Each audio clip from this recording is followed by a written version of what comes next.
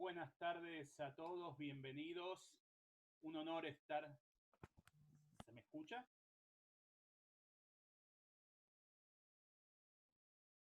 ¿Me están escuchando? Hola, hola.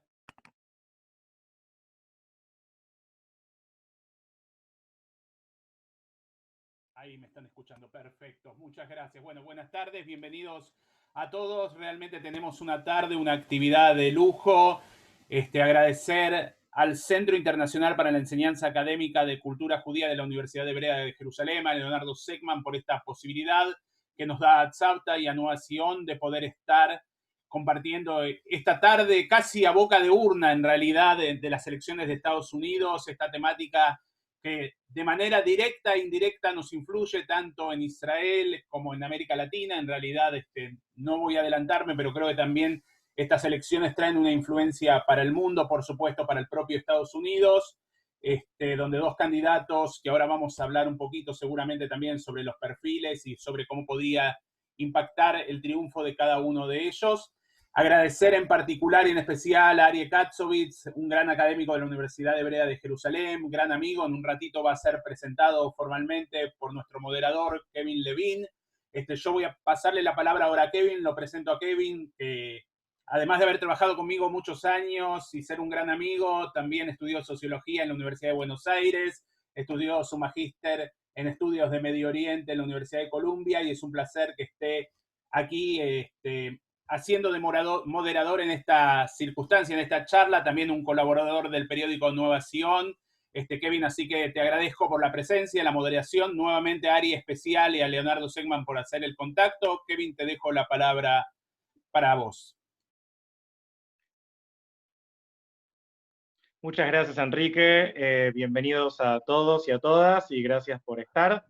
Evidentemente, la convocatoria hoy indica que estamos todos interesados en conocer los potenciales resultados de una elección que llega en un momento de fundamental importancia para el mundo.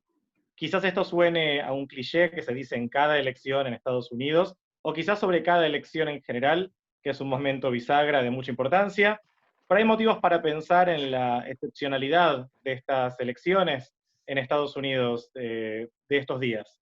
Estando hoy a 234 días de la declaración de la pandemia del COVID-19 por parte de la Organización Mundial de la Salud, y sin una salida clara en el horizonte todavía, frente a la incertidumbre económica a nivel mundial, tensión social en Estados Unidos y numerosos conflictos locales en la región de Medio Oriente, a todo esto se suman interrogantes sin precedentes para una elección en Estados Unidos, como por ejemplo, si se van a contar todos los votos que llegan por correo, cuándo se van a saber los resultados, si se va a reconocer la elección de la mayoría de los ciudadanos, si la elección va a ser judicializada, en lo que vendría a ser una suerte de repetición de los comicios del año 2000 que llevaron a Bush al poder. Para navegar algunas de estas grandes incógnitas en torno a las elecciones y sus consecuencias en la política mundial, contamos hoy con un invitado de lujo. Él es Arie Katsovitz, es profesor y titular de la cátedra Chaim Weizmann de Relaciones Internacionales en la Universidad Hebrea de Jerusalén. Tiene numerosos libros, artículos y capítulos en libros publicados sobre temas varios, incluyendo procesos de paz, los efectos de la globalización, la política de América Latina y el conflicto entre palestinos e israelíes. Y tiene reconocidísima trayectoria tanto en Israel como globalmente. En Israel ya es de noche, así que buenas noches, Arie, ¿cómo estás? Hola, buenas noches a todos y gracias por la hospitalidad. Hubiera sido mejor hacerlo en vivo y en directo, pero bueno, es lo que tenemos ahora en Zoom. Así que muchísimas gracias, y gracias a Leo, Enrique, Jacob. A mí también es un gusto ver la Florinda y a muchas otras gentes, y parte de mi familia en Buenos Aires. Así que con ustedes, un placer. Bueno, muchas gracias por estar, Arie. Les cuento un poco cómo vamos a hacer antes de pasar a la conversación. En esta actividad voy a estar realizando algunas preguntas a Arie sobre los temas que nos convocan hoy, las elecciones en Estados Unidos y específicamente su impacto en América Latina y en el Medio Oriente. Ustedes en el público están invitados a enviar sus preguntas, que pueden escribir en el chat de Zoom, o comentando el video en vivo que se está transmitiendo ahora en Facebook. También pueden enviar preguntas por ahí. Voy a hacer lo posible para incluir sus preguntas en la conversación con Arie cuando lleguemos a un tema relacionado, y también vamos a dejar un espacio exclusivo para sus preguntas hacia el final de la actividad. Aclaro que haremos lo posible porque si bien seguro nos podríamos escuchar a Arie durante muchas horas, imagino que eso es poco viable, y Arie, por más generoso que está siendo con su tiempo hoy, supongo que en algún momento va a tener que irse a dormir. Así que es posible que queden algunas preguntas sin leer, pero vamos a hacer lo posible para que sean la mínima cantidad posible. Vamos entonces a comenzar con el primer tema relacionado con las elecciones. Arie, mucho se ha escrito sobre las diferencias entre los dos candidatos en términos de política económica, cómo podría impactar en la respuesta sanitaria ante la pandemia, especulación sobre el futuro de la Corte Suprema y demás. Pero comienzo preguntándote, ya que estamos hablando hoy de política exterior, si pensás que podemos ver estas elecciones también como parte de una discusión más amplia sobre el rol que cumple y que debe cumplir Estados Unidos en el mundo. Yo creo que la respuesta es obviamente sí, y de eso supongo que vamos a hablar más que nada de relaciones internacionales, a pesar que yo creo que estas elecciones son cruciales también para el futuro de Estados Unidos dentro. Y lo que ocurre dentro de Estados Unidos, obviamente, como uno dice, Estados Unidos estornuda, el mundo agarra un resfrío, ¿no? Entonces, de alguna forma hay una relación directa. Antes que todo, yo diría que también para un poco comprender de qué hablamos, no podría ver un contraste más grande entre antes que empezamos la charla, la hermosa música clásica y lo que Trump significa, ¿no? Para que podamos entender un poco.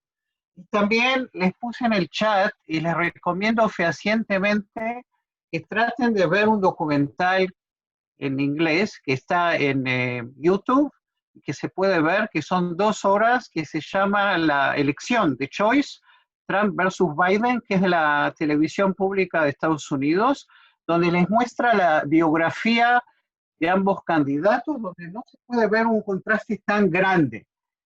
Y para contestar un poco, para empezar la respuesta y hacerlo en forma no demasiado larga, podría hacer un poquito un juego de trivia y hacer la pregunta: ¿qué tienen en común Kim Jong, el líder de Corea del Norte, el príncipe heredero de Arabia Saudita, los llamamos en siglas MPS, ¿no? Es el Mohammed bin Salman, Erdogan, el líder de Turquía, el líder de China, Xi Jinping, Putin, el presidente vitalicio por vida de Rusia, Bolsonaro, vuestro vecino, Netanyahu, nuestro primer ministro, y Orbán de Hungría?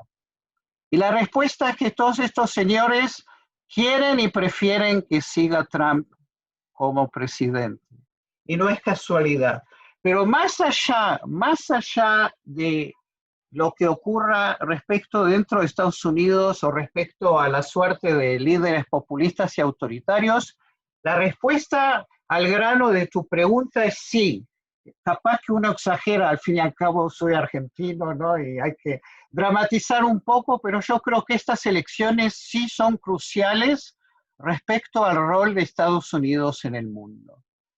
Porque si Trump va a ser reelecto, lo que colegas en Foreign Affairs definen como la disrupción, es decir, el desembaraje, el desecho del orden liberal internacional puede llevar más adelante en sus próximos 4 años a la destrucción del orden que conocemos desde la Segunda Guerra Mundial. No implica que si Biden va a ser el presidente, y Biden tiene chances de ser electo, va a ser completamente marcha atrás.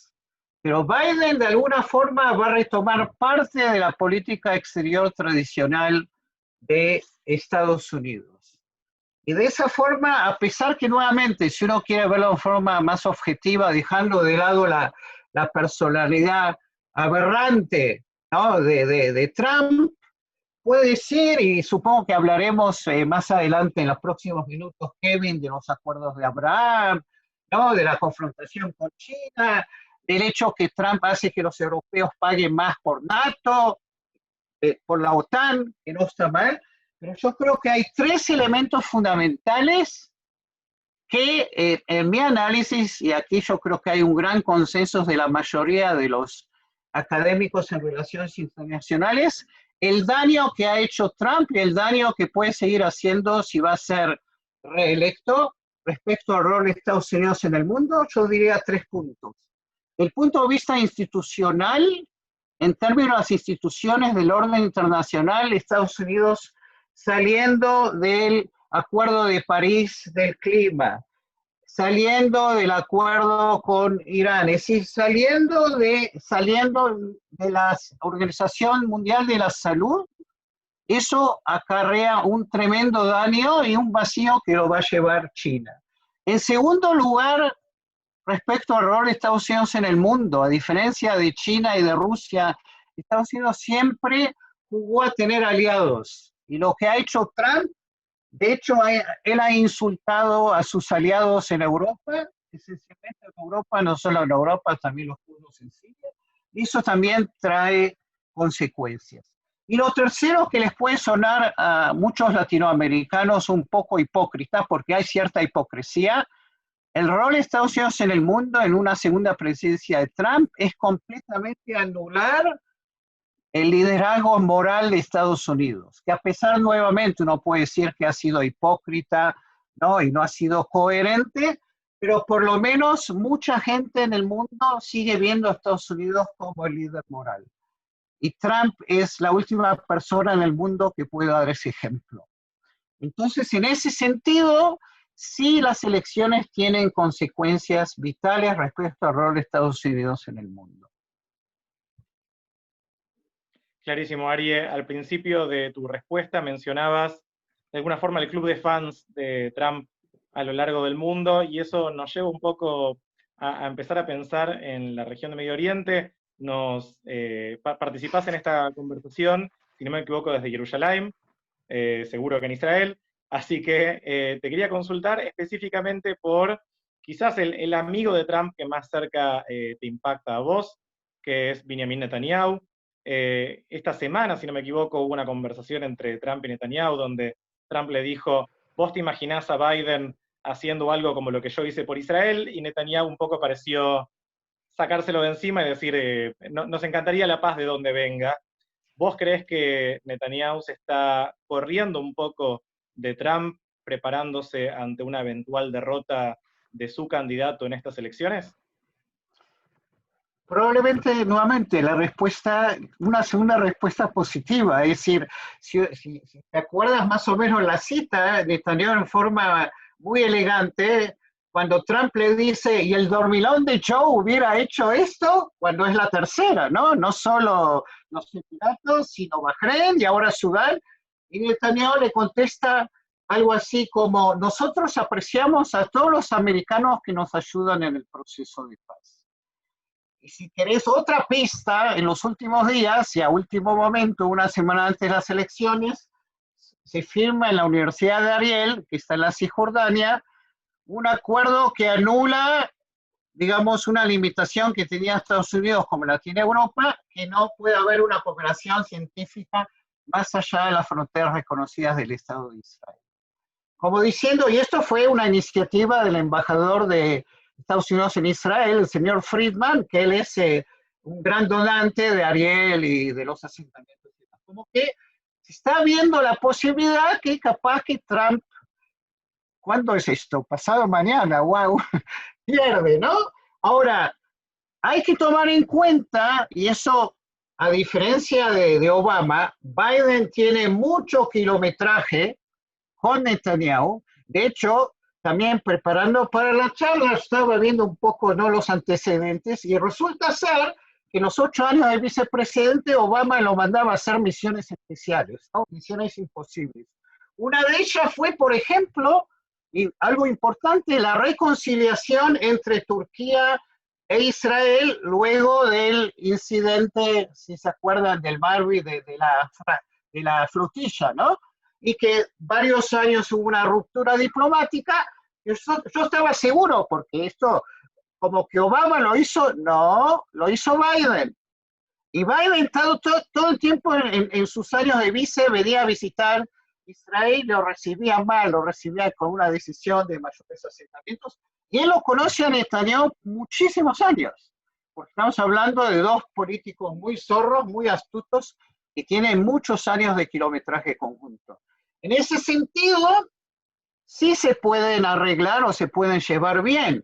Lo que yo agregaría, y nuevamente, en una administración Biden, a diferencia que siga Trump, hay un problema muy serio, especialmente respecto a Obama, que en los 4 años de Trump, Netanyahu completamente abandonó una política que era una política llevada por casi todos los gobiernos en Israel, de un apoyo bipartidario de ambos partidos, y tirándose en contra de Obama, especialmente en el discurso, creo que decimos en español, en el que hizo en el Congreso americano de Estados Unidos, a mí me gusta decir, no, no americano, de Estados Unidos, porque somos todos americanos, contra Obama con respecto al tema de Irán. Eso Obama y muchos demócratas no se lo van a perdonar. Pero Biden no es, nuevamente, no es el radicalismo demócrata, en ese sentido él está en el centro. Así que supongo que de alguna forma Netanyahu se prepara para quizás el hecho que no siga Trump. Y el hecho que si cae Trump y sube Biden, yo creo que eso también va a tener repercusiones en la política interna de Israel. Si ustedes ven, son muy diferentes Trump y Netanyahu, pero también son muy similares en sus personalidades. Y el hecho que Trump caiga, de alguna forma puede augurar también la posible caída de nuestro primer ministro, que debe confrontar la justicia y la cuestión de los submarinos y demás. En ese sentido, esa es una de las razones por las cuales Netanyahu prefiere, obviamente, que siga Trump. ¿Vos crees, si no me equivoco, ya estamos hace 19 semanas con protestas consecutivas frente a la residencia oficial del primer ministro en Jerusalén? ¿Crees que estas protestas pueden llegar a fortalecerse en caso de una victoria de Biden, al mostrar que el cálculo de Netanyahu en política exterior no es tan exacto? No sé, no creo que haya una relación directa. Nuevamente, ahora siempre hablamos de lo que nos interesa más, ¿no? Y yo creo que probablemente el gobierno en Israel va a caer por el hecho que no se haya pasado presupuesto. Que más allá de los asuntos criminales que conciernen a Netanyahu, yo creo que lo que él está haciendo con el ministro de Economía es un crimen contra 9 millones de habitantes en Israel. Y nuevamente, el hecho que caiga Trump es como una especie de domino, ¿no? Es decir, si volvemos, dejemos de ser un poco provincianos y hablemos de todos los líderes populistas, supongo que alguien que también va a estar de luto, por ejemplo, y hablaremos quizás más tarde, va a ser vuestro vecino Bolsonaro, ¿no? Y otros también. Pero como de alguna forma Netanyahu se ha identificado completamente con Trump, el hecho que Trump caiga puede acarrear consecuencias. Y darles un dato un poco risueño. En Israel, y se dan cuenta, no me incluye a mí, a pesar que como académico debo ser objetivo, el 70% de la población de Israel prefiere a Trump, el 30% a Biden. Tengo entendido, Kevin, y corrígeme, en Estados Unidos es justo al revés. Los judíos en Estados Unidos, el 70% prefiere a Biden y el 30% prefiere a Trump. Porque acá en Israel hay toda una mitología que por la embajada en Jerusalén, reconocimiento de los Altos de Golán, Trump es bueno para Israel. Pero yo digo, si Trump es malo para el mundo, Israel es parte del mundo, Trump es malo para Israel. Y lo que dijo el otro día Biden, dijo algo así como, en mi administración yo creía que los aviones F-35 eran solo para Israel. Sí, si no me equivoco, Israel es uno de los pocos países del mundo, Rusia es otro, donde Trump es más popular que Obama. Bueno, y no es casualidad. No es casualidad. Ahí en el chat mandaron una pregunta que me parece que incluso se puede llevar un poco más amplio. Mencionabas el historial sólido de Biden de apoyo a la posición israelí frente a las negociaciones, incluso con respecto a la cuestión de los territorios por momentos, si bien era parte de la administración Obama, pero al interior del Partido Demócrata en los últimos años, seguramente como consecuencia de este abandono del bipartidismo que mencionabas, se escuchan posiciones más críticas a Israel. Y me refiero, por ejemplo, a Bernie Sanders o Alexandria Ocasio-Cortez, diciendo que la ayuda económica debería estar supeditada a la política del gobierno israelí. ¿Vos crees que va a haber, ante un potencial gobierno demócrata, una discusión interna que podría poner en duda el historial estadounidense de apoyo económico y político a Israel? Yo creo que no. Bueno, una primera respuesta negativa, ¿no? A todas las preguntas positivas que... Pero lo que sí, quizás haya una diferencia en términos de narrativa, en el sentido que Trump completamente alienó a los palestinos. Es decir, Trump no puede ser visto como interlocutor. Podemos hablar y yo creo que Trump y Netanyahu se merecen el crédito, y hay que decirlo, respecto a estos acuerdos con Bahrein, con los Emiratos y el proceso con Sudán, que va a seguir un par de años más. Pero ojo, eso necesariamente no nos acerca a la resolución de la cuestión palestina. Y Trump cerrando la delegación de la OLP en Washington, cerrando los fondos a la Agencia de Refugiados, pasando la embajada, él completamente alienó a los palestinos. Y más allá podemos agregar, y eso también hay que leerlo, porque no es completamente loquísimo, pero hay que leer el plan de Trump. Que el plan de Trump le ofrece a Israel la posibilidad de anexar el 30% de la Cisjordania. Yo creo que una administración Biden, lo que podríamos ver es primero tratar de reiniciar un diálogo con los palestinos. Segundo, volver a una postura más tradicional de apoyo a dos estados. Es decir, eso no contradice el apoyo a Israel, capaz que contradice el apoyo a la política actual del gobierno de Netanyahu, ¿no? Pero Biden es centro y dice que se postula la senadora Harris, eso también es centro. Están muy diferentes, sus posturas son muy diferentes a las posturas radicales del Partido Demócrata. Pero, por ejemplo, estaba leyendo que las Naciones Unidas con Rusia están pensando quizás convocar una conferencia de paz en febrero. Si va a ser Biden, capaz que Estados Unidos va a participar. Si va a ser Trump, no va a participar, ¿no? Pero te digo, cuando hubo un webinar acá en el Instituto Truman de mi universidad, y lo entrevistaron a Peter Beinart y a políticos israelíes y palestinos, gran escepticismo en el sentido que no va a haber gran diferencia, inclusive respecto al tema palestino, si sigue Trump o sube Biden. Yo creo que la diferencia esencial que vamos a ver en el Medio Oriente, y también es complicado, es que una administración Biden probablemente quiera retomar la negociación con Irán. Es decir, volver al acuerdo del 2015. Uh-huh. Mencionabas el tema iraní recién. La verdad es que este año fue un año muy particular en esa relación. Quizás lo empezamos con el asesinato de Qasem Soleimani, cuando muchos vaticinaban el estallido de una potencial tercera guerra mundial y un gran conflicto entre Irán y Estados Unidos que finalmente nunca llegó. Entonces, en ese sentido, y entendiendo que puede haber cambios ante una potencial administración de Biden, te quería preguntar si vos ves que la política de Trump con respecto a Irán fue exitosa en relación a los propios objetivos definidos por Trump, si es que los hubo, y qué ves cambiando, además de la negociación, ante un potencial liderazgo de Biden. Por ejemplo, en el tema de sanciones, en el tema del posible uso de la fuerza, el tema de los diferentes conflictos regionales donde está involucrado Irán. Es una muy buena pregunta y nuevamente el escenario regional es complicado. Si tomamos primero a Trump, y nuevamente Trump es muy incoherente, es muy errático, es decir, tratar de leer la política exterior de Trump o su política en general es quizás decir, bueno, él quiere hacer lo contrario de Obama, ¿no? Es decir, es todo personal. Ahora, respecto a Irán, saliendo del acuerdo, el acuerdo me refiero al acuerdo multilateral del 2015 que limitaba los recursos nucleares de Irán, etcétera. No era un acuerdo perfecto, era un acuerdo bastante imperfecto, dejaba de lado los misiles, dejaba de lado el terrorismo de Irán, etcétera. Pero al salir del acuerdo, lo que ha hecho Estados Unidos, y creo que esto es grave, es primero violar un acuerdo multilateral internacional, cuando de hecho Europa, Rusia, China, es decir, las otras potencias, siguen en el acuerdo.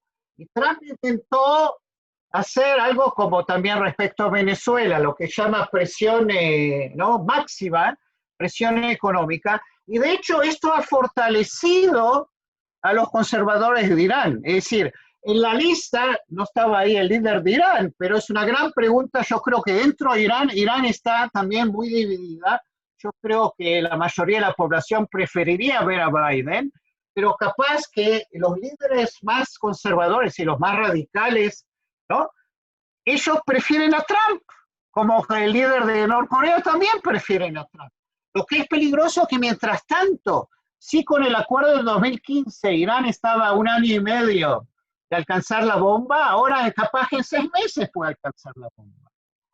Entonces, de hecho, la situación es mucho más peligrosa. Ahora, ojo, Biden, supongo que él va a querer volver a negociar, pero tampoco le va a resultar fácil, porque para negociar él va a querer incluir, como decías en tu pregunta, no solo el tema nuclear, que es algo más concreto, sino la, digamos, involucramiento, si se dice, tengo el español un poco oxidado, de Irán respecto a Hezbollah, en Irak, en otras partes de la región. Por eso Irán se ha convertido, digamos, en una potencia regional, que cuando Estados Unidos deja la región, y eso no empieza con Trump, de hecho empieza con Obama, Irán puede tener mayor importancia.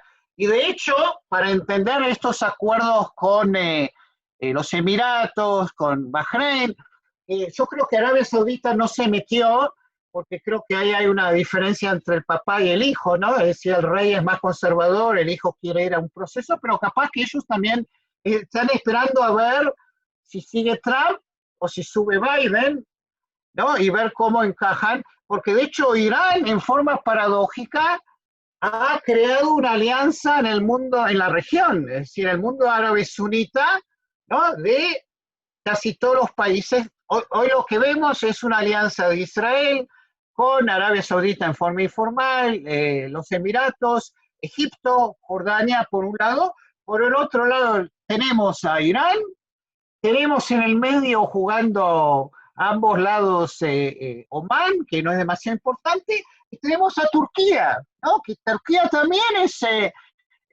para complicar el escenario regional, también es un país muy problemático, que el líder de Turquía, por ejemplo, él sí quiere que siga Trump, porque, por ejemplo, para alguien como Biden, que viene con una visión más demócrata, que habla de democracia y derechos humanos, se dice, bueno, Erdogan es un dictador, ¿no? Entonces, eso hace que, yo diría en forma paradójica, casi todos en la región, salvo quizás los palestinos, prefieren que siga Trump. Muy interesante esto. Ahora, mencionabas el tema de Erdogan. Es extraño pensar, quizás que Erdogan, a pesar de algunas diferencias retóricas con Trump, puede ser visto como uno de los principales ganadores, ¿no? Del gobierno de Trump, de la era Trump, en el sentido de que pudo mantener sus posiciones en Siria, nadie lo sacó de su interés en Libia, y ahora lo vemos en el conflicto, bueno, territorial entre Armenia y Azerbaiyán, donde Turquía parece estar apostando fuertemente por Azerbaiyán, ¿no? Sí, y puedes agregar a esta lista, que acá supongo que están todos, si están todos confusos, Kevin, estamos logrando nuestro objetivo. Libia, por ejemplo, ¿no? En Libia tenés, es decir, en Libia vos tenés que Turquía y las Naciones Unidas están apoyando al gobierno formal de Turquía, mientras que Francia, Egipto están apoyando a este milico que sale en contra del gobierno. Es decir, es algo muy, muy complicado. Ahora, para ver cuán complicado es, Erdogan, que es Turquía parte de la OTAN, él recibe armamentos de Rusia y los europeos dicen, oh, hay que hacer sanciones contra Turquía, y Trump dice, no, no vamos a hacer nada. Yo creo que otra cosa que hizo Trump, que un poco recuerda también, no siempre tenemos que hablar bien de Obama, en su momento, si se acuerdan, Obama, él prometió que si los sirios van a usar armas químicas, Estados Unidos va a reaccionar, ¿verdad? Y Obama no lo hizo, y Trump lo hizo 2 veces, ¿no? Es decir, de forma muy esporádica. Y Trump llega a un acuerdo con Erdogan, dejar de apoyar a los kurdos del norte de Siria, como decías, para dejar a Turquía, porque para Turquía los kurdos son anatema, que tenga su posición dentro de Siria. Y eso es, de alguna forma, traicionar a los aliados, ¿no? En la lucha contra ISIS, ¿no? Contra el Estado Islámico. Entonces es muy extraño, te digo, no sé si se puede explicar porque nosotros como catedráticos buscamos siempre lo racional, ¿no? Pero es difícil entender cómo Trump y Erdogan se llevan tan bien, a diferencia de decir, Biden ya ha condenado a Erdogan, ¿no? Es decir, eso es difícil de comprender en términos racionales. Tal cual, estoy de acuerdo. Mencionabas antes el tema de los palestinos. Dijiste que los palestinos tal vez son los únicos en la región que están apostando por una victoria de Biden pasado mañana, que quizás no sepamos los resultados pasado mañana, dada la particularidad de esta elección. Y yo tuve la suerte de escuchar una charla que diste para Limud hace algunas semanas con respecto a los acuerdos de normalización, de establecimiento de relaciones diplomáticas, algunos dirían acuerdos de paz, entre Israel y Bahrein, Emiratos Árabes Unidos. Ahora también se sumaría Sudán y potencialmente otros países. Para los que no te pudieron escuchar en esa charla, que fue muy interesante y que seguro está disponible en internet, estos 4 años de gobierno de Trump, ¿nos dejan como parte de las lecciones que los palestinos se quedaron solos? Probablemente, es decir, se quedaron al final de la cola, ¿no? Y de alguna forma, yo creo que si uno quiere ser crítico, porque la tendencia es siempre criticar a Netanyahu, etcétera, ¿no? Es decir, la intransigencia israelí, pero la actitud que han tomado los palestinos de seguir diciendo no, que yo creo que también hicieron el error anterior, ellos no tenían que haber aceptado el plan de Trump de enero de este año, ¿no? Esto fue en enero, podían haber dicho no lo aceptamos, pero estamos dispuestos a negociar. De hecho, los palestinos se sientan de alguna forma traicionados, ¿no? Diríamos, porque hay un paradigma que se ha roto y eso hay que mencionarlo porque es muy importante. Y el paradigma que se ha roto era la idea de que la única forma de normalizar con los países árabes es solucionando el problema palestino. Eso está en la visión clara de la iniciativa de la paz árabe, de la Liga Árabe, de una iniciativa de Arabia Saudita, todavía el año 2002. Prácticamente nadie la conoce. Ahora, el hecho de poder normalizar sin resolver la cuestión palestina, obviamente lo deja a los palestinos muy mal parados, ¿no? Pero ojo, el problema que tenemos todos, yo digo, es la amnesia histórica. Porque acá en Israel, y lo vas a ver en las campañas electorales, que es muy paradójico, Netanyahu disfrazado de Shimon Peres, ¿no? Del nuevo Medio Oriente, Netanyahu que ha traído la paz, que lo digo, acá estoy siendo cínico, pero como investigador de paz, enseño una clase de paz en relaciones internacionales en la Universidad Hebrea. Digo, bueno, ahora la paz es montón, porque la paz hasta hace un mes era una palabra para la izquierda, para Shalom Achab, ahora la paz es montón. Ahora, ¿cuál es la narrativa que nos vende nuestro primer ministro? Que él hizo la paz sin ningún precio, que él hizo la paz a diferencia digamos, de las iniciativas anteriores. Pero yo creo que es esencial no tener la amnesia histórica y recordar que todo esto comienza con Sadat y Begin en el 77, y también Sadat va a una paz separada. Obviamente no olvida el problema palestino, pero se crea una autonomía. Nos sigue Rabin, y cuando fue ayer o anteayer el aniversario de 25 años del asesinato, que Rabin firma los acuerdos de Oslo, que le permiten la firma de los acuerdos de Jordania, que le permiten, eso nadie lo conoce, podemos hacer acá una encuesta, ¿quién oyó hablar en los años 90 de las conversaciones multilaterales? Y la narrativa es idéntica de lo que ocurre hoy. Es decir, las relaciones con los Emiratos, con Bahrein, Sudán es otro caso más complicado, comienzan ya hace como 25 años atrás, pero como en las buenas telenovelas, estas eran relaciones extramatrimoniales, ¿no? O prematrimoniales. Ahora se han casado formalmente con acuerdos de paz y demás, y eso obviamente le da crédito, como dije, a Trump y a Netanyahu. Ahora, el error de los palestinos, y yo estaba leyendo en el Foreign Policy, que se menciona siempre el nombre de este señor palestino bien enigmático, que era un líder importante, que es Muhammad Dahlan. Si se acuerdan, y Muhammad Dahlan, él está exiliado en los Emiratos hace un montón de años, tiene 59 años, él se perfila quizás después de Abu Mazen, que ya se tiene que jubilar con sus 84.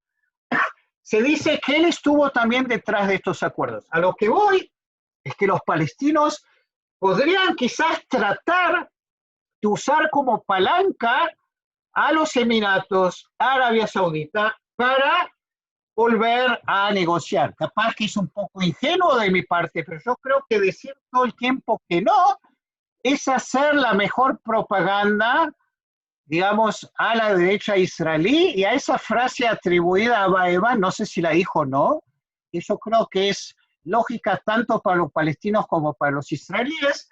A Baeman en su momento dice que dijo, los palestinos no pierden la ocasión de perder una ocasión.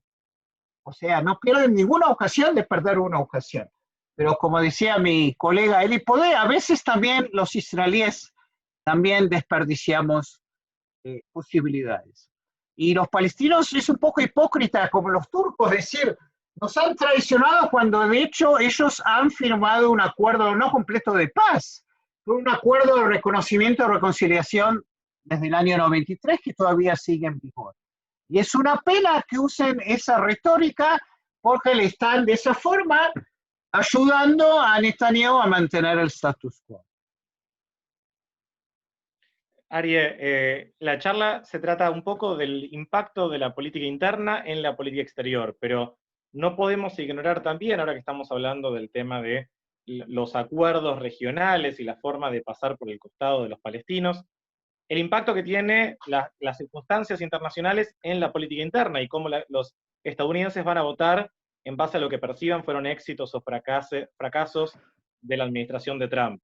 Por eso te quería preguntar en relación a estos acuerdos de Abraham, como se llamaron, esos acuerdos de normalización con Bahrein y con los Emiratos Árabes Unidos, ¿cómo crees que influye o si mueve la aguja, a fin de cuentas, en la sociedad estadounidense en términos de aumentar el apoyo a Trump? ¿Crees que le sumó puntos como estadista el hecho de que logró algo que aparentemente sus antecesores no pudieron lograr? Yo creo que para nada.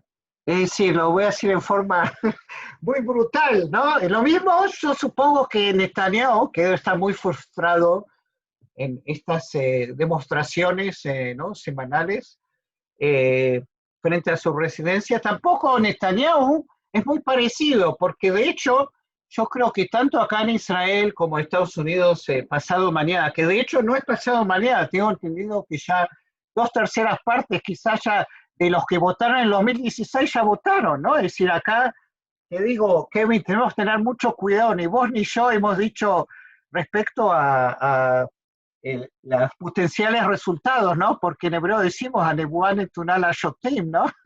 No tenemos que tratar, ¿no? A pesar que yo agregaría, es mi capaz wishful thinking, hace 4 años andaba con muy mala, una corazonada que la Hillary con los errores que hizo no iba a ganar. Ahora tengo la sensación que este récord de votación previa, eso indica algo, ¿no? Es decir, lo mejor que puede ocurrir el martes, inclusive, yo digo, es preferible que gane Trump o gane Biden, pero que ganen por gran mayoría, por goleada, ¿no? Porque si no ganan, como decías al principio, eso va a ser un desastre.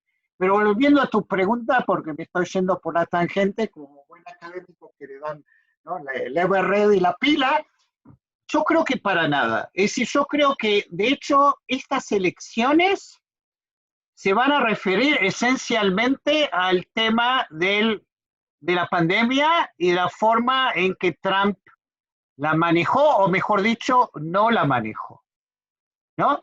Más, y agregas a eso lo que hablabas al principio. Y nuevamente, acá veo los paralelismos con mi propio país, acá en Israel. La polarización, el odio, el veneno que los mandatarios tiran al pueblo. Que de hecho, yo diría, Kevin, que haría al revés, digamos, la relación lógica. Y eso, nuevamente, no es idea mía, la escuché a la Madeleine Albright en el Council of Foreign Relations con Richard Haas, que una es demócrata y el otro republicano, pero los dos estuvieron de acuerdo que hay una relación entre lo interno y lo externo, pero hacia afuera. Es decir, lo que ocurre en Estados Unidos repercute en el mundo. Pero estos acuerdos, yo creo que lo que quizás le pueda ayudar a Trump y va a ser interesante es en las fábricas de aviones de la Lockheed que están en Texas, ¿no? Porque esto ahora van a vender 50 aviones a los Emiratos y van a vender los F-22 a Israel, ¿no? Y eso va a dar trabajo, ¿no? Es decir, mano de obra y demás. Es decir, y de hecho, tomemos en cuenta que para alguien como Trump, él ve al mundo como una cuestión de negocios, ¿no? Los acuerdos, no sé si lo vieron, era realmente interesante que en la conferencia de prensa con el ministro de los Emiratos, todo el tiempo Trump no habla de acuerdo de paz y normalización, él habla de transactions, es una transacción financiera. Entonces yo creo que el único efecto puede ser el efecto de una cierta bonanza económica para Estados Unidos, pero es mucho menor. Ahora, viéndolo como analista de relaciones internacionales, vos podés decir, sí, esto es probablemente el mayor logro en política exterior. Yo creo que el diálogo con este joven gordo líder de Corea del Norte, muy extraña esa relación, se encuentran 3 veces, 20 cartas de amor, algo así, pero al fin y al cabo Corea del Norte sigue con sus armas nucleares. Pero por lo menos lo que uno puede decir, si uno quiere ser un poco cínico, pero en forma objetiva, que Trump en política exterior ha sido más un perro que ladra más que muerde. Es decir, él no ha hecho, como habíamos mencionado, él manda a matar a Soleimani, ¿no? En enero, pero él no va a una guerra contra Irán. Es decir, es probablemente menos belicoso, nuevamente por intereses económicos, ¿no? Porque no tiene sentido ir a una guerra. En ese sentido ha sido quizás menos belicoso de lo que uno pensaba. Si ha sido muy belicoso en su retórica respecto a China, que también es peligroso, ¿no? Pero el único logro que uno puede decir en política exterior ha sido estos acuerdos, que yo creo que en forma objetiva, todo acuerdo que lleva diplomacia, a pesar que si ustedes leen el texto, también recuerda a Trump, el preámbulo es Miss Universo, ¿no? Es decir, Miss Universo, paz en el mundo y todo eso, pero al fin y al cabo eso ayuda, porque eso implica diplomacia, eso implica que Israel tiene más países en la región con la cual tenemos relaciones diplomáticas. Y eso está bien, y eso es algo que supongo que es también parte del legado de Netanyahu, a pesar que yo creo que la historia no va a recordar ni a Trump ni a Netanyahu por estos acuerdos de Abraham. Clarísimo.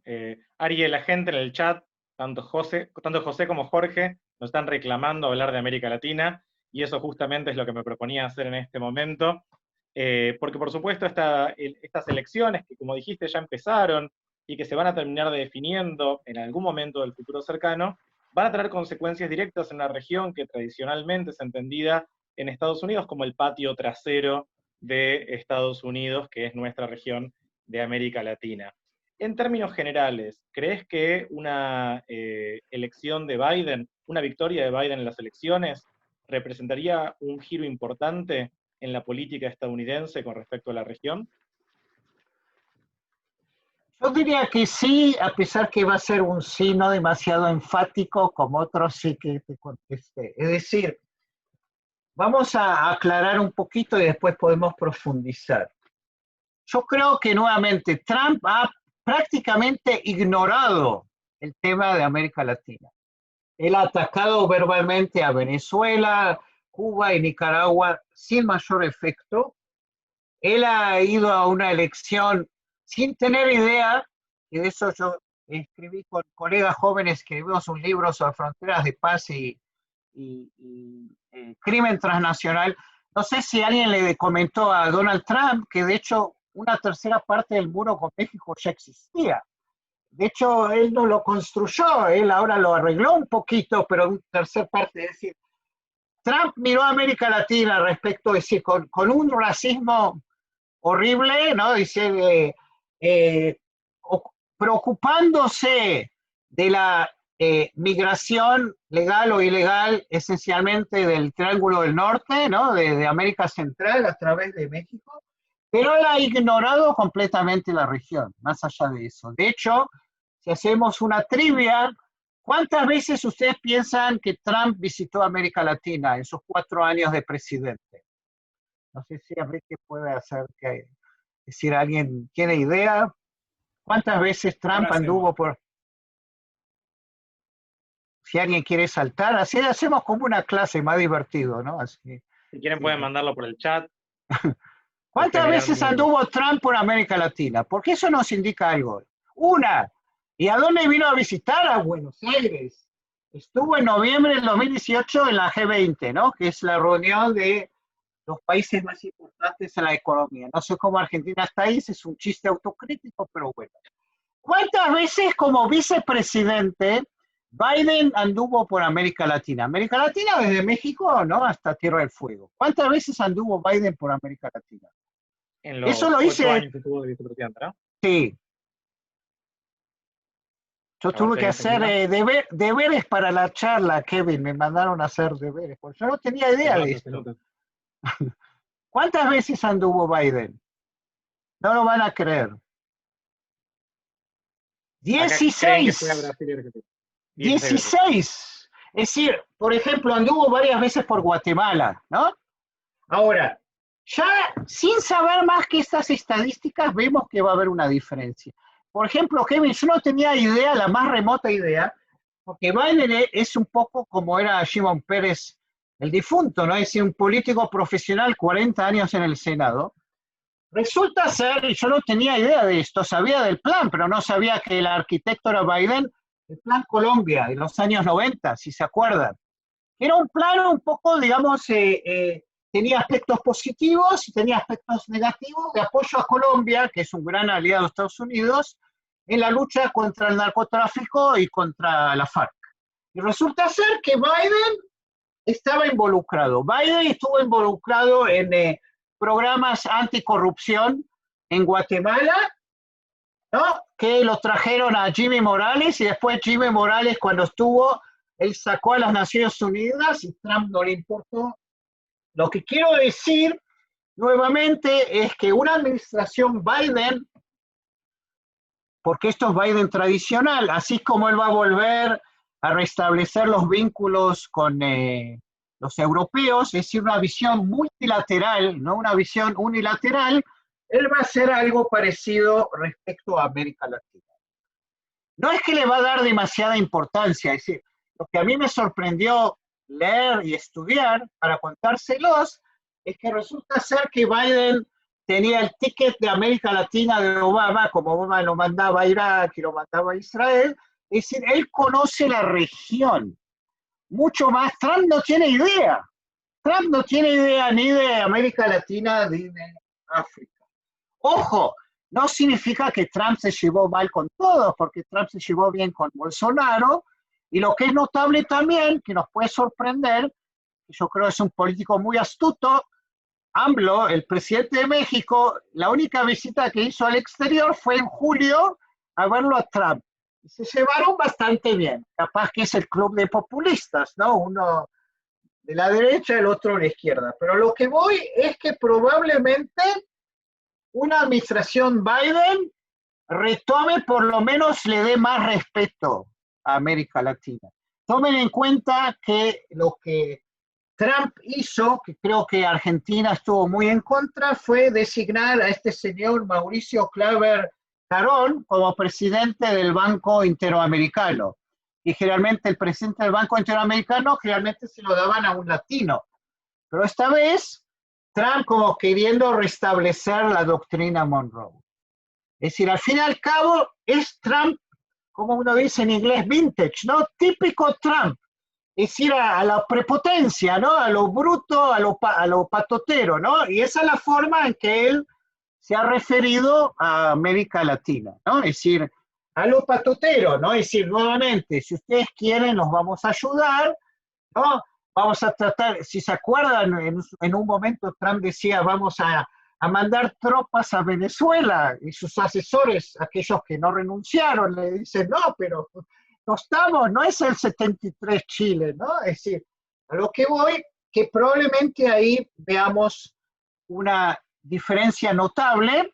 Nuevamente, al fin y al cabo, Obama en sus 8 años tampoco le dio gran prioridad a América Latina. ¿Qué vamos a hacer? América Latina no es prioritario. Capaz que el interés que pueda tener Biden, y eso lo puede llevar a un choque muy claro con Bolsonaro, es en el tema climático, ¿no? El tema climático para Biden es importante, y a Biden no le causó ninguna gracia lo que Bolsonaro está haciendo en el Amazonas.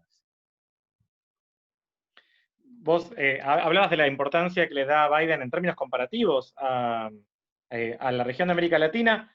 Cabría preguntarse la orientación de lo que vendría a ser una mayor presencia, ¿no? Me acuerdo cuando Hillary era la candidata en contra de Trump, muchas personas, sobre todo en la izquierda de Estados Unidos, incluso en la izquierda del Partido Demócrata, decían, bueno, Hillary tiene todo un discurso más políticamente correcto que Trump, pero a fin de cuentas, en términos de política exterior, es un halcón. Es una persona que apunta a soluciones militares, intervenciones, a veces también en el contexto del humanitarismo. Entonces, por eso te preguntaría, si nosotros hacemos esta distinción, quizás artificial, entre palomas y halcones, o personas más propensas a la diplomacia y más propensas a una solución militar, agresiva, ofensiva, incluso a las sanciones, Biden, con respecto a Cuba, Venezuela, cualquier otro rival que pueda surgir en el futuro, ¿lo imaginás como una paloma o como un halcón? En el medio, ¿no? Es decir, Habría que pensar en un animal. claro, ¿no? Te digo, acá en Israel, mi difunto profe, Yosafat Arkabi, él se refería como un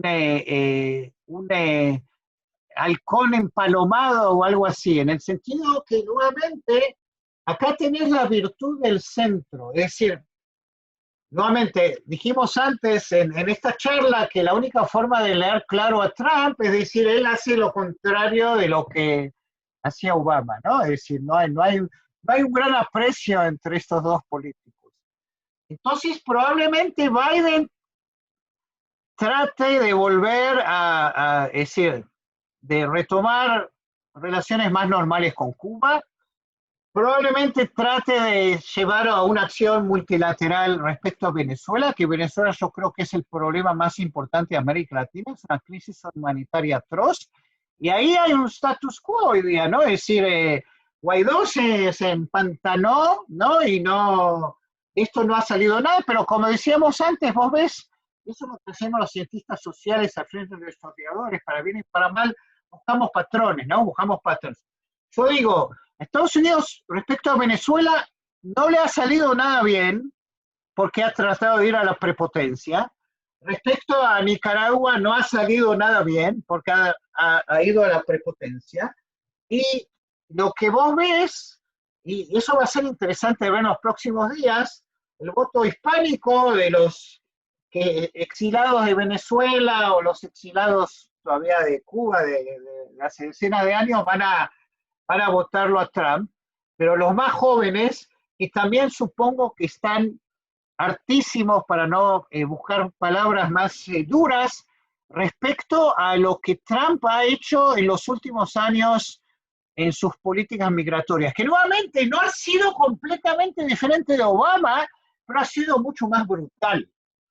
Tengo un amigo israelí, enseña en Washington el año pasado, no porque estamos todos en casa. Recuerdo que él, una frase súper dura, él me dice, los nazis por lo menos tenían una lista clara cuando separaban a familias. Y si ustedes ven los casos en la administración de Trump que han separado chicos de padres y todavía no los han encontrado, ¿no? Es decir, eso, digamos, yo estoy de acuerdo contigo, Kevin, que acá hay mucho que tiene más que ver de forma que con contenido, ¿no? pero al fin y al cabo hay una diferencia muy clara nuevamente, yo creo que, y ese es Biden, la forma de caracterizarlo, y no es que va a ser un cambio radical o va a ser completamente marcha atrás, pero nuevamente la posibilidad de abrir un diálogo.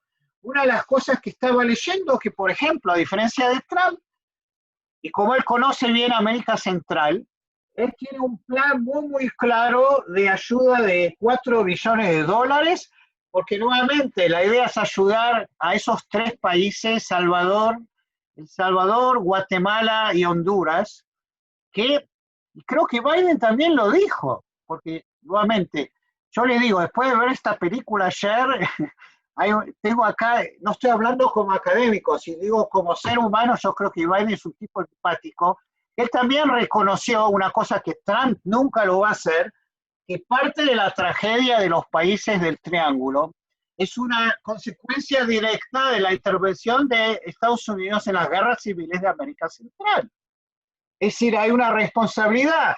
Y nuevamente, también una cuestión de intereses, que Estados Unidos ayude a estos países que salgan adelante para que no quieran venirse a hacer la América e inmigrar. Entonces vos ves que hay una postura muy clara, como por ejemplo el tema de la corrupción. Que para Trump, ¿qué le va a importar? Si él no ha pagado impuestos, ¿no? Años. Entonces, ¿qué le importa la corrupción? Biden, por lo menos, en ese sentido, parece adoptar una actitud más normal, una actitud hacia un diálogo, que supongo lo va a alienar con Bolsonaro. Supongo que Bolsonaro se va a tener que arreglar con Biden, ¿no? Especialmente por el tema climático, pero supongo que muchos países de la región van a preferir una presencia de Biden a la continuación de Trump. Con respecto a lo que decías de las continuidades, que a veces más allá de la retórica existen entre el gobierno de Obama y el gobierno de Trump.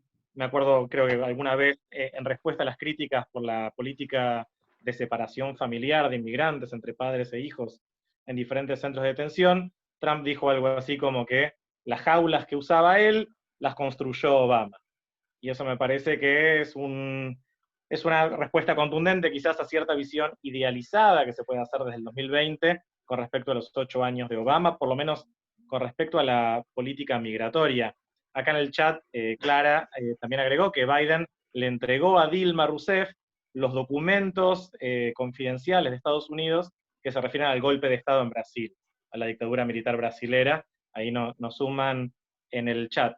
Pero no quiero que se nos acuse de asumir una victoria de Biden, una elección que, si bien deja a Biden como favorito ante las encuestas, sabemos que las encuestas pueden fallar y que además es una elección muy particular y no sabemos qué votos van a ser contados.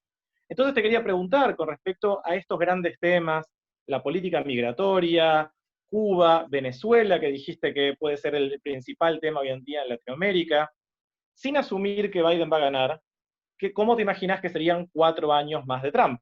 Asumiendo que solamente tiene un mandato más constitucionalmente, ¿qué pasaría si gana? ¿Podríamos ver resultados o veríamos simplemente una continuación de una especie de statu quo de rivalidad y hostilidad, pero que nunca llevó a mayores? Yo agregaría aquí algo que estoy leyendo que Alejandro Reicher, si lo pronuncio bien, lo ha puesto. Yo creo, yo diría así, si sigue como vos decís, eso es lo que hace estas elecciones Hitchcock, ¿no? Esto es, realmente, lo dijiste al principio, Kevin, y vos sos muy mesurado, es decir, no dramático. Yo creo que estas elecciones son yo lo recuerdo en mis 61 años de haber presenciado una contendia, es decir, unas elecciones que sean tan importantes, porque al fin y al cabo, en elecciones previas, no había una demasiada diferencia, digamos, entre los candidatos en muchos temas, incluyendo América Latina. Es decir, al fin y al cabo, yo diría 4 años más de Trump, lo que vamos a ver es, como se dice en inglés, more of the same. Lo que quiero meter acá, que Alejandro dijo y no lo mencionamos mucho, y vuelve al tema inicial que hablamos, que nuevamente para entender América Latina y el Medio Oriente hay que entender el mundo. Esto esto es un cambalache, ¿no? Como decía Discépolo. ¿Por qué? Porque al maltratar a América Latina, de hecho, lo que Estados Unidos está haciendo, y yo digo, enseñar política, yo digo, siempre me gustó andar en bici. En bicicleta hay que seguir pedaleando, si no te caes. Es decir, bueno, si Estados Unidos no pedalea, pues China va a pedalear. Y yo creo lo que estamos viendo, y lo vamos a ver en forma muy clara, si va a seguir Trump 4 años más, que la que se va a beneficiar en América Latina y en otras partes del mundo va a ser China. Por eso es que el señor Xi, y también es muy astuto, a pesar que son perro y gato, ¿no? Trump y él, probablemente al fin y al cabo él prefiere a Trump que prefiere a Biden. Porque, nuevamente, sin saber qué va a hacer o no va a hacer Biden respecto a América Latina, si él va a tomar la misma actitud respecto a Europa, respecto a países en Asia, que ahí quizás Trump es un poco más positivo, el apoyado a Taiwán, apoyado a India y demás. Entonces, en América Latina, Biden también va a ser mucho más multilateral, porque lo que ha hecho Trump designando a este señor muy conservador, es decir, que como presidente del Banco Interamericano es la política de prepotencia, ¿no? Entonces, yo creo que Biden va a ir a una política de diálogo, no solo en América Latina, sino en otras partes del mundo. Trump va a seguir con una política de prepotencia. Ojo, que al fin y al cabo hay excepciones, ¿no? México es algo extraordinario. Si ustedes se acuerdan, cuando Trump sube, porque él quiere deshacer todo lo que ha hecho Obama y otros, lo primero que hace es deshacerse había un acuerdo que se tenía que firmar y no entró, de tratado de libre comercio con Asia, ¿verdad? De ahí se salió. Cuando Trump sube, dice, voy a deshacer el NAFTA, ¿no? El NAFTA, no sé cómo se dice en inglés, el Tratado de Libre Comercio de América del Norte. Claro, el Tratado de Libre Comercio. Al fin y al cabo, él no lo deshizo. Lo que hizo fue cambiarle el nombre, ¿no? Hoy día se llama Tratado de México, Canadá, Estados Unidos. Es un NAFTA mejorado. Lo que es interesante es que al fin y al cabo alguien le habrá dicho a Trump, para con tu postura bestial, ¿no? Es decir, ¿no? Acá uso términos dramáticos, ¿no? Porque Trump es un animal político, es una bestia, ¿no? Eso, bueno, si ustedes están en récord o no, no importa, se puede decir, pero al fin y al cabo, bestial o no, racista o no, hay un modus vivendi interesante entre él y el presidente de México, ¿no? Y tendrá que ver nuevamente con una relación de interdependencia económica, ¿no? Mientras que se va más hacia allá, hacia el sur, ¿no? Hay menos relaciones económicas, capaz que él pueda hacer una retórica, digamos, más belicista, ¿no? Pero nuevamente, supongo que a todos nos interesa, porque yo estudio América Latina y sigo siendo latinoamericano y argentino, y ustedes están allí, pero nuevamente la visión desde el sur no es la visión desde el norte. Yo recuerdo que en los 8 años de Obama, en sus discursos State of the Union, él prácticamente no mencionaba América Latina, ¿no? Es decir, América Latina no es tan importante. Lo que sí es notable, y eso en parte por responsabilidad de Trump, América Latina se ha transformado de alguna forma en un escenario en el tablero del ajedrez en la posible guerra fría entre Estados Unidos y China. Y al descuidar a América Latina, lo que está haciendo Trump es darle la mano a China, ¿no? Que de hecho eso ocurre en África. Notablemente en el Medio Oriente China no se quiere meter militarmente, pero se ha metido económicamente, que eso, volviendo a Israel, le ha traído problemas a Israel porque China invierte acá y Estados Unidos no, como la típica telenovela dice, o estás con él o estás conmigo, ¿no? Israel no tiene opción, tiene que estar con Estados Unidos. Pero América Latina supongo que hay mayor maniobra, porque hoy día China es un socio comercial para muchos países más importante que Estados Unidos. Y nuevamente, esto no comenzó con Trump, esto viene de atrás. Es decir, que independientemente de quién gane, la mirada de Washington va a estar puesta en China principalmente y van a Sí, ver el resto de las regiones como supeditado a ese enfrentamiento, esa rivalidad. sí. Y yo te diría, Kevin, que de hecho lo que escuché de Madeleine Albright y de Richard Haas, que él es un académico súper importante que maneja el consejo, el CARI de Estados Unidos, ¿no? El Consejo de Que él Relaciones dice, Internacionales. el Consejo de Relaciones Internacionales, ¿no? De Estados Unidos, y lo que Haas dice, y creo que Albright está de acuerdo, que dejando al lado América Latina, que prácticamente no lo mencionaron, salvo quizás Venezuela, en el Medio Oriente, ellos dicen que Estados Unidos se tiene que empezar a deshacer. Es decir, y de hecho, nuevamente, para no decir, bueno, en más de una hora estamos despotricando contra Trump, en forma muy clara, Trump también sigue acá una postura de Obama, lo llama pivot, es decir, mirar hacia el este, porque al fin y al cabo, yo creo que los dos temas más importantes de relaciones internacionales o en el mundo no son, y lo siento, ni el Medio Oriente ni América Latina, sino las relaciones entre Estados Unidos y China, esa es una, y la segunda, yo creo que es el tema de confrontar el desafío del cambio climático, ¿no? Porque esta pandemia es como, digamos, una muestra gratis, ¿no? Es decir, nuevamente, no quiero decir que esto no es grave o gravísimo, pero el cambio climático, y esto vuelve nuevamente al tema porque yo creo que, por lo menos es mi opinión, es esencial que Trump nos siga, porque Trump en forma intuitiva, su personalidad, su postura, él sale en contra del multilateralismo, como él sale en contra de la ciencia y muchas otras cosas. La única forma de confrontar el cambio climático es cooperando.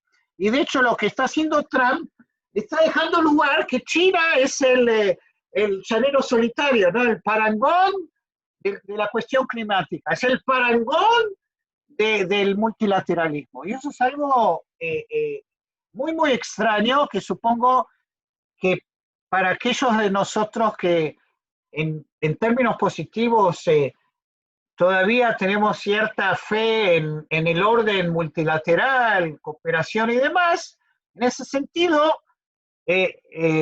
Trump es una blasfemia, es decir, Trump es, digamos, es todo lo contrario, ¿no? Y toda esa idea de Let America First Again, ¿no? Es un disparate. Estoy buscando en mis notas del Economist, que siempre lo habla, lo dice muy bien, lo voy a decir en inglés, después lo traducimos. America comes first, might is right, and saying so is fun. O en castellano, América viene primero,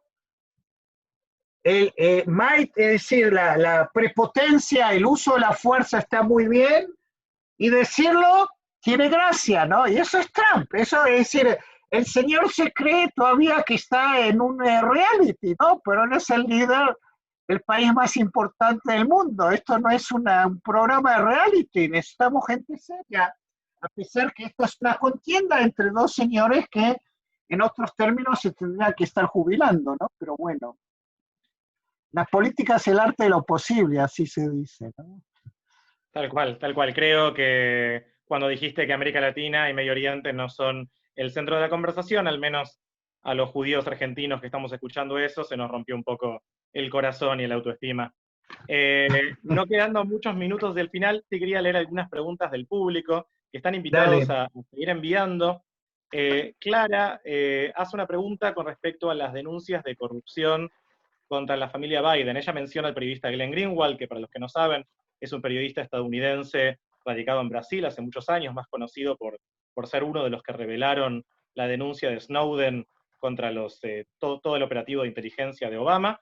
Pero bueno, se refiere a esta situación en la cual el hijo de Biden puede estar involucrado en un escándalo de corrupción usando las conexiones que consiguió a través del padre. Aclaro que Glenn Greenwald no fue el que hizo este hallazgo o esta denuncia, sino que se hizo eco en su trabajo en The Intercept, al que acaba de renunciar, de estas acusaciones que creo que salieron del New York Post.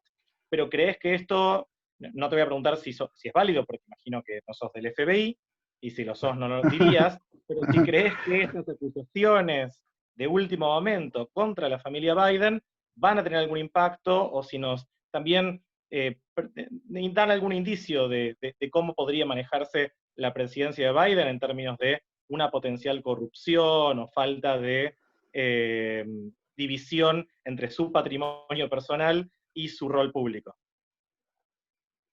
Mira, no tengo idea, pero yo digo, y podemos usar el término que usamos en hebreo, pero se usa en todo el mundo, que hay que tener chutzpah, que alguien como Trump o su administración, ¿no?, presenten una cosa así. Esa es una reacción. Otra reacción, les puedo contar que el Washington Post, que obviamente el Washington Post ha tomado una postura muy clara a favor de Biden, como el Economist y demás, él compara a Biden como papá y a Donald Trump como papá, ¿no? Como lo que decíamos, Kevin, no sé si acá la gente nos está escuchando, conoce la biografía bien trágica de Biden, ¿no? Que tiene el hijo pródigo, se muere hace 4 años de cáncer de cerebro, que él lo llamaba Biden 2, que podía postularse para presidente y demás.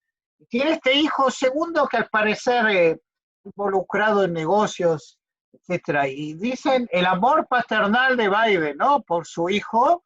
Eso, nuevamente, acá estoy romantizando, ¿no?, pero que te puede mostrar qué tipo de persona es. Yo creo que a esta altura del partido, si usamos el término lunfardo, no creo que tenga mucha importancia, a pesar que Trump le pide a su ministro de Justicia indulgar, ¿no?, demanda a Biden, ¿no?, como en su momento, si se acuerdan, hace 4 años, también unos días antes de las elecciones, cuando Mueller dice, hay otros emails, Hillary Clinton hizo muchas tonterías, ¿no?, decir, eso capaz que sí tuvo efecto, ¿no? Yo creo que eso no va a influir. Al fin y al cabo, volviendo a tu pregunta, yo creo que lo que va a decidir acá, y en parte, si quieren o no, y no voy a hacer political correct, es un poco la comparación. Capaz que sí en su familia un poco de corrupción y demás, pero yo creo que esta contienda electoral es también entre, no es solo demócratas y republicanos, sino es entre una visión de una política en la cual es 1984 de Orwell, que la mentira es verdad, la verdad es mentira, que eso se puede decir tanto respecto a Trump, tanto respecto a mi primer ministro acá en Israel, frente a una postura que, a pesar de no ser 100%, son políticos, ¿no? No son ángeles, y la postura de Biden, ¿no? Que al parecer, y corríjanme, parece ser una persona decente, ¿no? Que una larga carrera política en esa película, yo siempre soy spoiler, les puedo contar, hay un episodio que Biden cita a un político británico sin mencionarlo, usa el mismo lenguaje y después lo acusan de plagiarismo, ¿no? Es decir, él se cae, él tiene muchos errores, ¿no?, en su carrera política, pero yo creo que al fin y al cabo es una cuestión de decencia. Es decir, al fin y al cabo, si los yanquis, los americanos, los estadounidenses eligen a Trump, implica dar la reivindicación a una política de odio, de veneno, de polarización y de mentiras. Porque Trump, el Washington Post, creo, esto lo debes saber, Kevin, ellos cuentan, creo que ya llevan algo así como 30.000 mentiras que dijo Trump desde que él es presidente. Frente a alguien que capaz que ya está un poco, no, pasé, qué sé yo, pero que representa valores, ¿no? Es decir, yo creo que política no puede ser solo una cuestión de poder y de intereses. Por eso yo creo que estas elecciones son primordiales tanto para los yanquis como para Israel, como para el mundo entero, ¿no? Porque 4 años atrás se elegía a Trump, que era un gato encerrado, ¿no? Es decir, el empresario, Home Alone, ¿no? Digamos, el celeb, etc. Ahora sabemos quién es Trump. Sabemos quién es Trump, y a pesar que no todo lo que hizo en relaciones internacionales ha sido erróneo, yo creo que al fin y al cabo el ejemplo, si él es electo, significa que Orwell tenía razón, y 1984 es 2000, estamos hoy ahí. Y eso es horrible, eso es mucho peor, yo creo que es mucho más peligroso que el COVID-19. Sigo leyendo las preguntas del público. Antes de eso, en respuesta a la consulta que mandó Miriam, esta charla también se está transmitiendo en vivo por Facebook, hay personas mirándolo desde ahí, no solamente en el Zoom, y también va a estar online la charla en su totalidad para quien se tuvo que ir temprano o que entró tarde, va a poder encontrar toda la charla ahí desde la página de Facebook de Novación. Ahí en el chat estoy viendo una pregunta de Jorge, que combina, me parece, dos de tus temas de estudio que tienen que ver con la política de América Latina y los procesos de paz. Y Jorge pregunta en relación a esta competencia entre China y Estados Unidos que vemos exacerbándose independientemente de quién gane estas elecciones, si eso puede llevar a algún conflicto bélico en nuestra región de América Latina. Creo que en Argentina hay en el sur, ¿no? Hay un lugar que se le ha dejado ¿no? a los chinos satélites no sé, te digo, yo creo que, supongo que nuevamente uno pregunta lo que nos resulta más cercano, y ustedes están ahí en América Latina, o yo estoy aquí como latinoamericano. Pero el lugar donde puede haber un conflicto bélico entre China y Estados Unidos es en el mar del sur de China o en Taiwán. Eso es más probable, ¿no? Es decir, yo creo que el tema peligroso acá, y acá siempre me gusta citar a mi profe Gilpin, ¿no? de los estudios en Estados Unidos, que él hablaba siempre de las guerras hegemónicas, ¿no? Que China y Estados Unidos puede ser, es decir, en su momento se hablaba Japón en lugar de China, ¿no? Pero que pueden llegar sin querer a un conflicto bélico, ¿no? A pesar que no lo quieran, por error de cálculos, miscalculation, etc. Yo creo que si eso ocurre no se va a dar por América Latina, porque creo que acá en América Latina la contienda es esencialmente económica. Es decir, sí recuerdo, puedo citar a mi colega, un señor llamado John Mearsheimer, mucho más pesimista que yo, que él dice que América Latina puede ser complicado si China va a empezar a, digamos, no aceptar la hegemonía que ha tenido siempre Estados Unidos en el hemisferio occidental. Así como China, digamos, se perfila como la potencia hegemónica en Asia, y eso a Estados Unidos no le gusta. Es en el sentido que hay colegas de Estados Unidos que empiezan a hablar de bases militares, ¿no? Cuando empieza a haber elementos de involucración militar, eso puede hacerlo más complicado, ¿no? Pero yo sigo creyendo y quiero creer que hay tantos intereses económicos conjuntos entre Estados Unidos y China, lo que Thomas Friedman llama frenemies, ¿no? Que es una combinación de friends y enemies, que eso implique que no vayamos a una guerra mundial.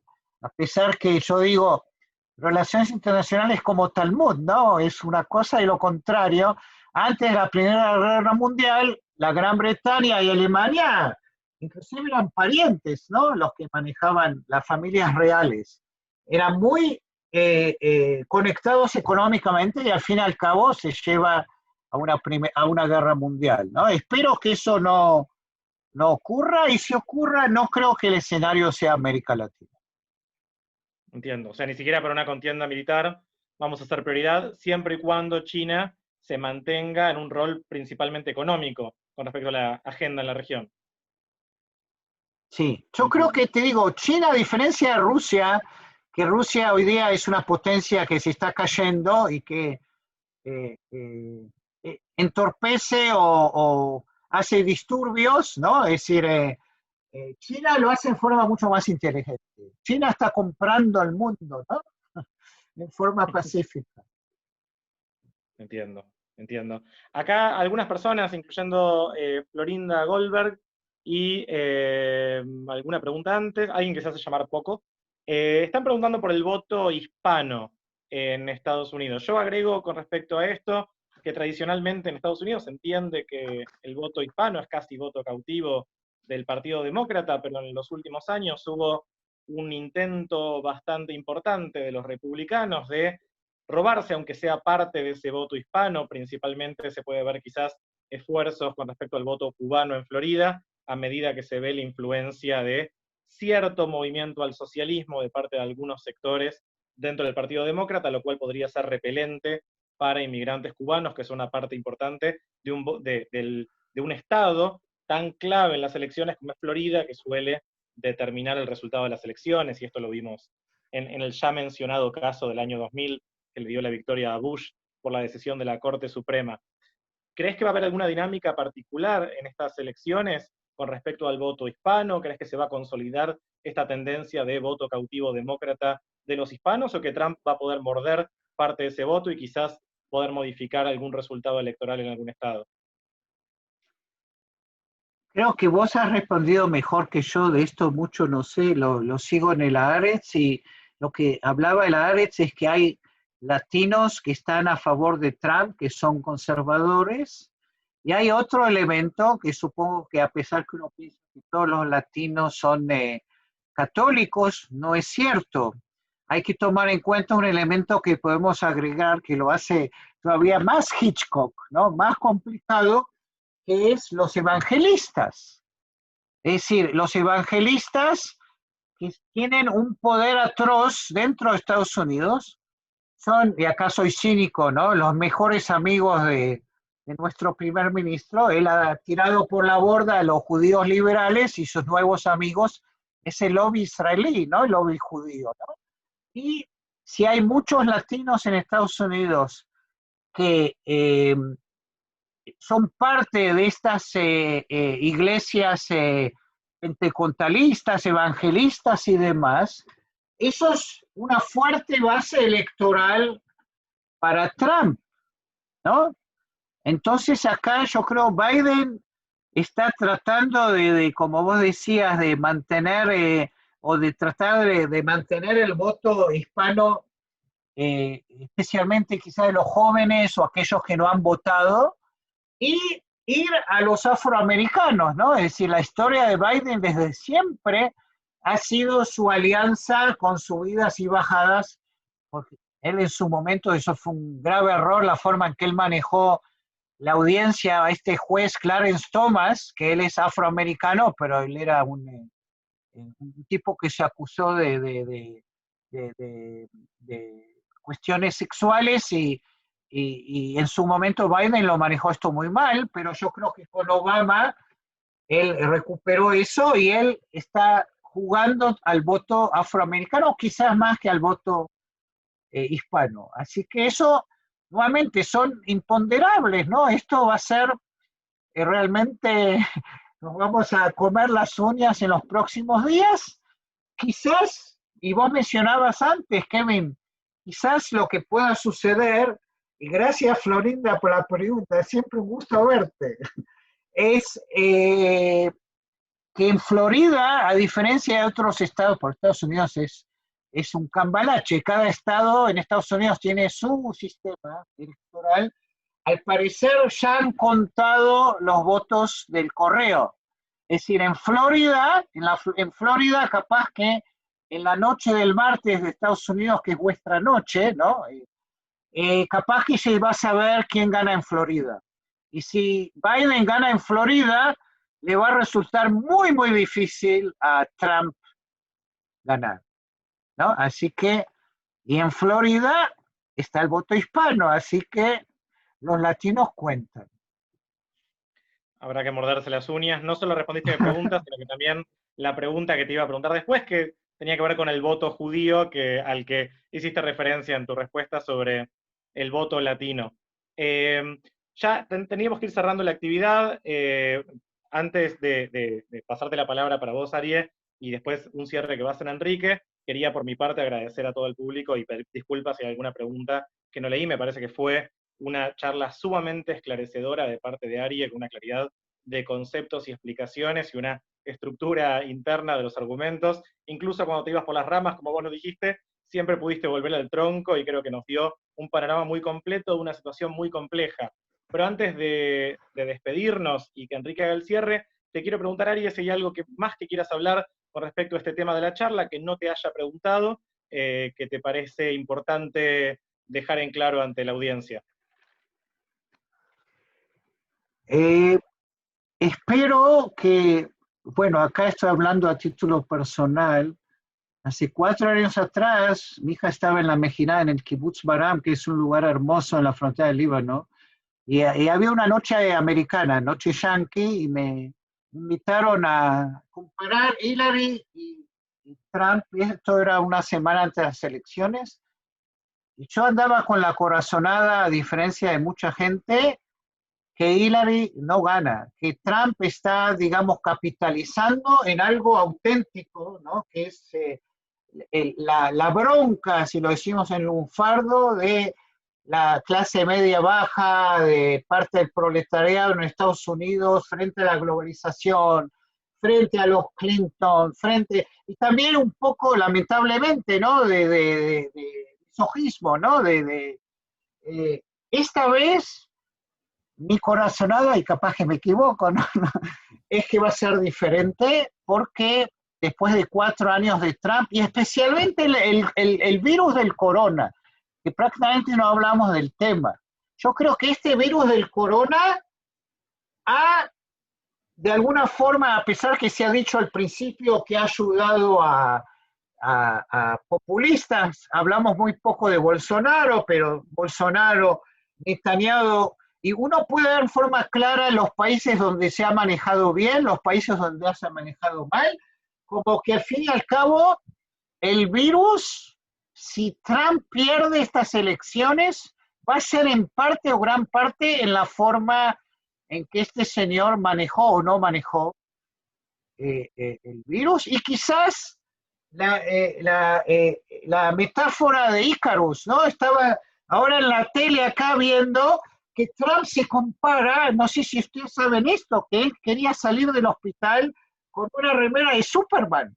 Y ahora en una de sus últimas shows, él dice, ¿ustedes saben quién es Clark Kent? ¿No? Es decir, entonces, esto es no solo que es una payasada, sino que es muy peligroso, porque no estamos hablando de... Ahí. A ver, a ver si retomamos la conexión con Arie. Bueno, por suerte justo fue en el cierre, pero me gustaría que Arie escuche. O nos sabotearon directamente, ¿no? Podríamos decir, con la remera de Superman que hablábamos y demás en el cierre, ¿no? Qué Las lástima, teorías nos dejó ahí en el suspenso. conspirativas, claro. Iba a dar el porcentaje de más o menos cuánto iba a ganar uno y otro. Ahora vamos a dar un ratito a ver si se desconecta para poder agradecerle realmente una charla maravillosa, sumamente esclarecedora. Ahora vamos a ver si vuelve a subir.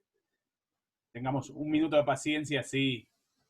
Kevin, ¿algún comentario como moderador mientras tanto? Así yo le escribo al WhatsApp. No, espero que hayan disfrutado de la charla. La verdad es que quedaron varios temas en el tintero, pero ahí Gabriel Puricelli dice, sí, eso pasa por meterse con Trump. Están todas Trump también en este Zoom. Pero sí, me parece que Arie pudo dar un panorama muy completo en poco tiempo de algunas posibles ramificaciones de la elección, por supuesto sin tener la claridad, y sabemos que las encuestas pueden llegar a fallar, pero esperamos, y yo creo que esto fue muy útil para pensar algunos temas, potenciales consecuencias de estas elecciones que seguro van a tener un impacto en nuestro país, en Argentina, hay gente conectándose desde Israel y desde otros países del mundo, y estas van a ser elecciones de muchísimas consecuencias. Así que Ari suele dar charlas en estos meses de pandemia, así que recomiendo ir siguiendo las actividades que haga y también las actividades que vienen haciendo Tzavta Innovación. No sé, Enrique, si querés comentar de la próxima actividad mientras esperamos a Ari. Ahora comento, bueno, Ari me comenta que se le cayó internet, cosas que pasan, cosas que no nos pasan en Argentina, la verdad, después voy a tener que explicar qué es que se cayó internet, pero parece que en el primer mundo pasa también. Quería agradecer a Ari. Yo digo, le sacamos horas de sueños, veo a varias gente que está en Israel y a Ari también, pero nos van a dejar sin sueño nosotros después de toda la explicación que hicieron y las charlas sobre esta elección y lo que hay en juego, uno pensando acá en Latinoamérica y en Argentina en particular, que el Boca River es lo más trágico que puede pasar, el Argentina-Brasil hablando del fútbol, esta elección, hay muchas cosas que están en juego y tanto en América Latina como en Israel, si bien como explicaron no es el foco, estamos nosotros sumamente interesados. Así que agradecer de todo corazón la entrega que tuvo Ari en la preparación, esta voluntad de querer compartir con nosotros este domingo. Ahí está Ari, ahí está y se nos... Volvió Ari. Volvió Ari. Kevin, si querés hacerlo con anfitrión, si podés. No, solo vos. Yo, listo. Ahí está, sí,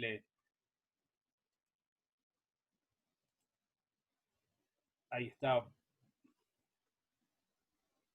Ari, ¿estás? Mirá que estás muteado, ¿eh? Sí, podés reiniciar.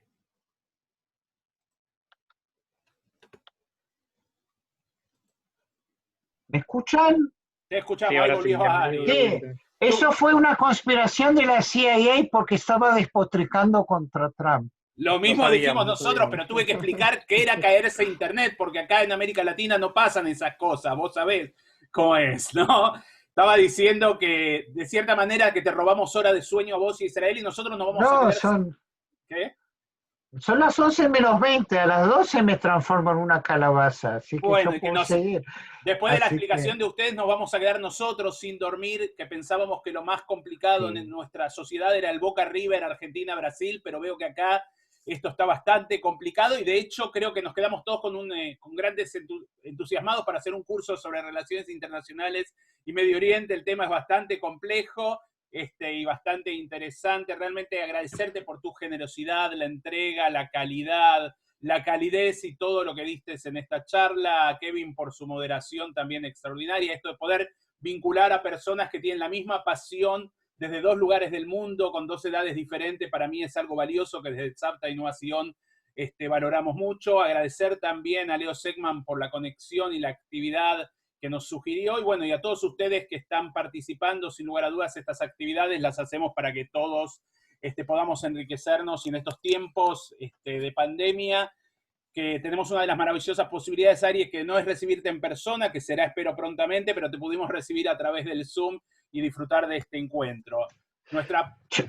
Sí, Ari, por favor. Sí, no, simplemente lo que quería agregar en un minuto es agradecerte a ti, Enrique, a Leo, y especialmente a Kevin, porque creo que en los últimos meses he estado en contacto con Argentina, con amigos de la Universidad Hebrea, y creo que fue la ocasión más